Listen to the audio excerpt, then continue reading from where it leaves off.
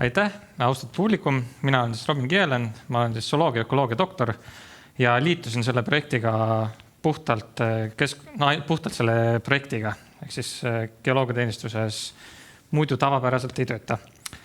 Aga minu siis selle tüki ülesanne oli siis laias laastus 3 saan jagada seda. Alustame sellega, et minu töö eesmärk ei olnud keskkonnamõjude hindamine, sest keskkonnamõjude hindamine tuleb hilisemates etappides, kui mingi asi edasi liigub, vaid minu ülesanne oli puhtalt uuringuala kirjeldamine, et mis see hetke olukord on uuringuala ja selle ümbruses olevatest, et üldse aru saada, kas see uuringuala, mis tähtsust omab selles piirkonnas või üldisemalt. Siis vaadata sellelt siis ekstrapoleerida, vaadata, et mis on prognoosid, et kuhu see uuringuala liigub, see loodus seal kandis ja kuhu ta liigub siis näiteks, kui sinna planeeritaks mingisugune kaevandus või kui ei planeeritaks, siis selle põhjalt saab siis võib-olla vaadata, et kui tasu see asi on ja et mis see üldse loodusele teeks. Aga kirjeldame seda uuringuala hetkeolukorda. Ehk siis nagu piltidel ennem nägite, uuringala umbes 1/3 lõunast on siis juba toimiv Lubjakivi karjäär.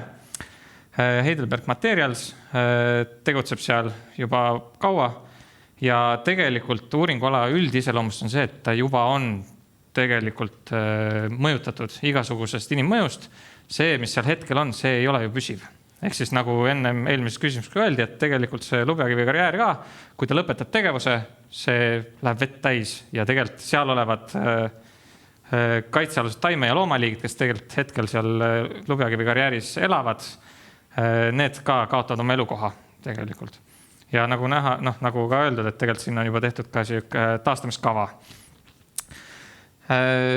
Ja siis seal uuringuala keskel on siis 3 tehisjärve, mis on juba varasematest kaevandustest ja nagu sealt juba on tegelikult näha, seal on kalad sees, seda kasutavad kaitsealused linnud ja lihtsalt linnud ka peatuspaikadeks, loomad kasutavad seda et seal joomas käia olla, inimesed kasutavad seda kalastamiseks, et tegelikult need tehisjärved ju toimivad päris hästi. Nii, igatahes mainin ka ära, et seal Heidelberg Materials on ise ka teinud tegelikult väga põhjalikke uuringuid tellinud oma sinna Lubjakivi karjääri erinevate loomastiku ja taimestiku analüüse. Et need on ka kõik, kui otsite, siis on kätte saadad. Aga mida ei ole väga uuritud, on siis see ülemine 1/3, mis on siis see Kundasoo või see turbaala. Mina ütleks selle kohta rohkem mets, sest sood seal ökoloogilises mõistes põhimõtteliselt ei ole, on jäänud ainult üksikud siirdesoolaigud ja küllaltki hästi lagunenud turbakiht, et tegelikult ta põhiliselt on kõdusoo mets, mustika või siis jänesekapsa kõdusoo mets. Kui nüüd juriidiliselt vaadata, ehk siis seaduslikult ei ole uuringualal ühtegi looduskaitseala ega kaitsealust püsielupaika. Need on siis need asjad, mis Eesti seaduse järgi teevad mingid piirangud alale. Ehk siis või kehtestavad mingid piirangud.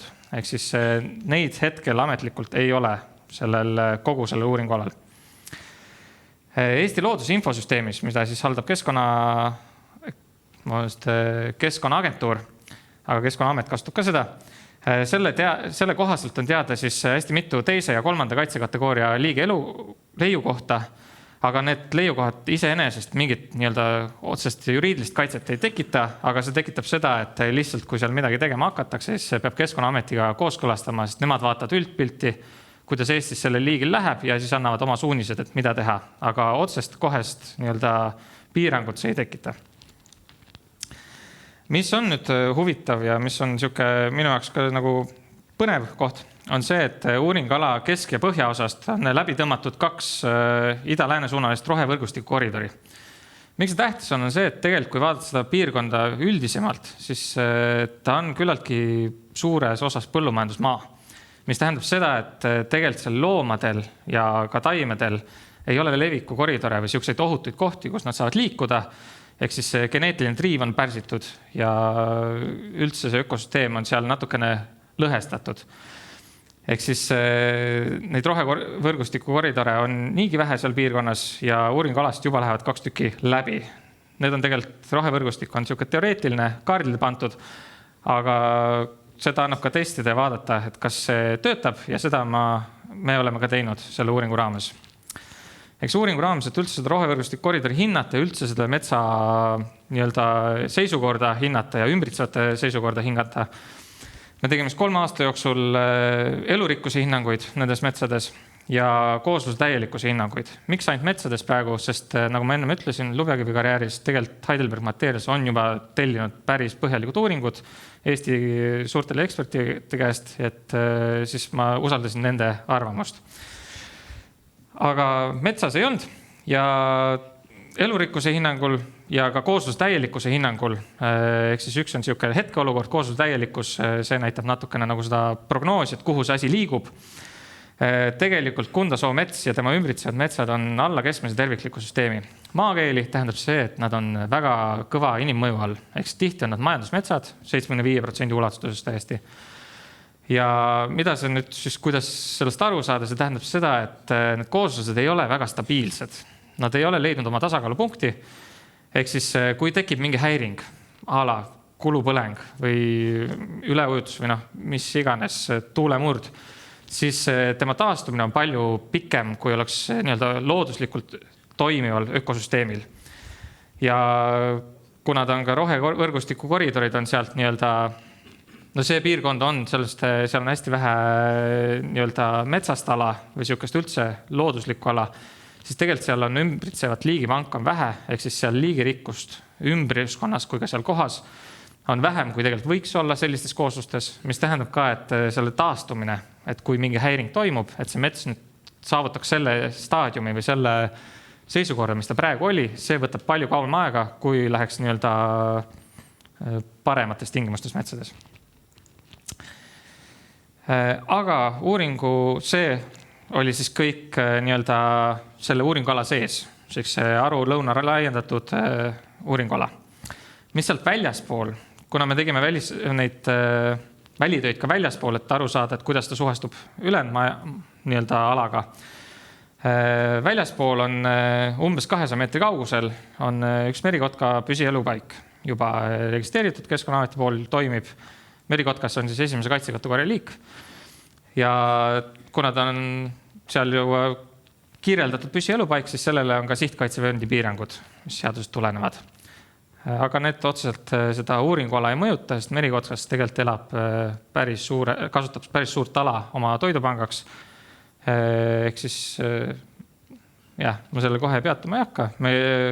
Kui on huvi, küsige pärast või siis seal koondaruandes tegelikult on iga asi üksikasjalikult välja kirjutatud.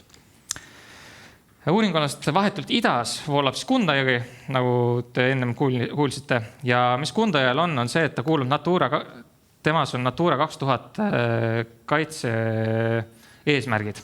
Natura 2000 on siis Euroopa Liidu looduskaitse nii-öelda võrgustik. Eks sinna lähevad juba Euroopa Liidu tingimused peale. Ja samamoodi ka Toolsejõgi ise ei ole otseselt nagu nii-öelda Natura 2000, aga ta suubub Natura 2000 alale, nii et ta mõjutab tegelikult ka ühte ala, mis on ka nii-öelda Euroopa Liidu poolt tähtsal kohal looduskaitseliselt. Ja Toolsejões on ka Euroopa harjuse püsielupaik. See on lihtsalt siia pandud sellest, et see on tekkinud tänu juba kaevandustele, sest Euroopa harjus tahab niisugust külma ja suurt voolu hulka, mis siis tuleb niisugune põhjavee pumpamisest. Ja välitööde käigus me dokumenteerisime, me ei teinud lihtsalt tööd, vaid me tegime ka head tööd. Ehk siis me dokumenteerisime tegelikult ka täitsa mitu liiki ja uut leiu kohta, mida varasemalt ei olnud teada Eestile. Kõige tähtsamaks võib-olla nimetaks välja esimese kaitsekategooria siis Virginia võtmehein oli alast siis lääne pool ja see on siis esimene selle liigi leiukoht Lääne-Virumaal üldse. Ja mis see näitab ka tegelikult kaudselt seda, et alal on tegelikult potentsiaali olla parem, kui ta hetkel on, kui niimoodi võib öelda looduse kohta. Aga mis siis võiks olla need mõjud? Me saime teada, mis on praegu see hetkeolukord, kuidas see muutub. Eks kui sinna peaks tulema mingi fosforiidi kaevandus, siis üks olulisemaid keskkonnamõju saab olema see rohekoridori katkemine ja see katkemine toimub juba mitmekümneks aastaks.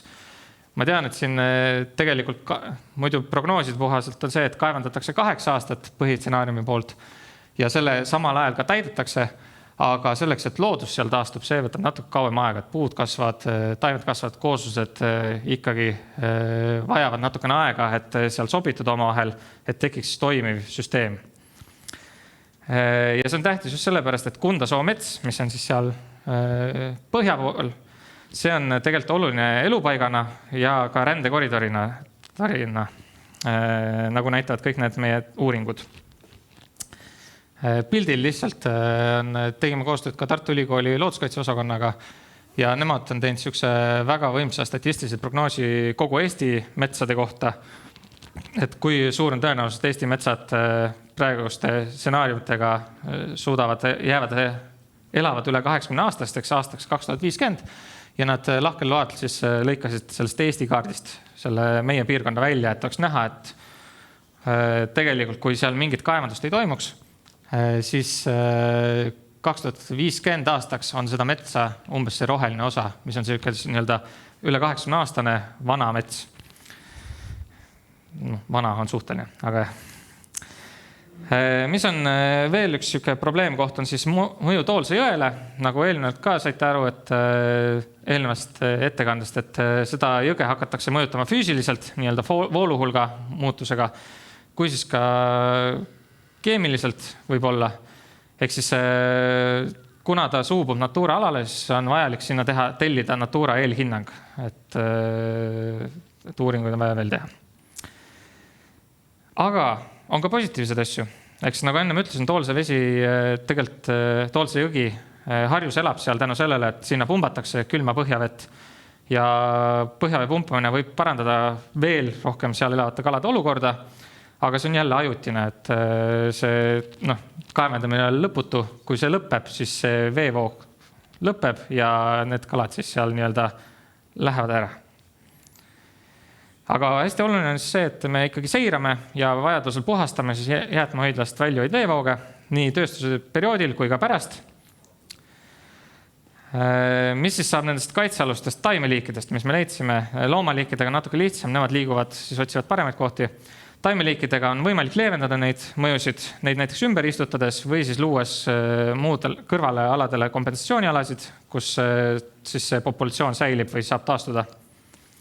Ja mis on siis tähtis, et tegelikult oleks hea seda taastamist mõelda juba nii-öelda, kui mingi järgmine etapp peaks tulema, et siis juba mõelda ka taastamisele, sest kui on hästi taastatud ala, siis see võib anda tegelikult pikas perspektiivis palju väärtuslikumad elupaigad kui see, kuhu ta praegu liigub see ala.